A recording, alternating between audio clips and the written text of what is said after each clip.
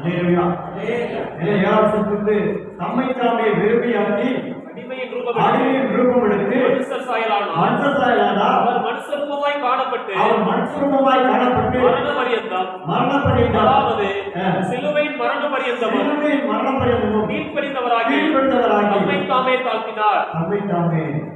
அதனால் இயேசு கிறிஸ்து என்ன பண்ணார்? ஆதலால் தேவன் எல்லாவற்றிற்கும் மேலாக அவரை உயர்த்தி எல்லாவற்றுக்கும் மேலாக ஒரு அரசியல் தெரிஞ்சுக்கங்க. எந்த அளவுக்கு உங்களை தாழ்த்தி கீழ்ப்படி ஆரம்பிக்கிறீங்களோ அந்த அளவுக்கு கத்த தேவன் என்ன செய்வார்? வீட்டுக்குள்ளே உயர்த்துவார், வெளியிலும் உயர்த்துவார், வேலை ஸ்தலத்தில் உயர்த்துவார். நீங்கள் போக்குவரத்தை உங்களுடைய தங்கியிருக்கிற கிராமம் பக்கம் ஜனத்தன்மை உங்களை என்ன செய்வார்? உயர்த்துவார். இதெல்லாம் ஆண்டுடைய பரிசுத்த கட்டளை.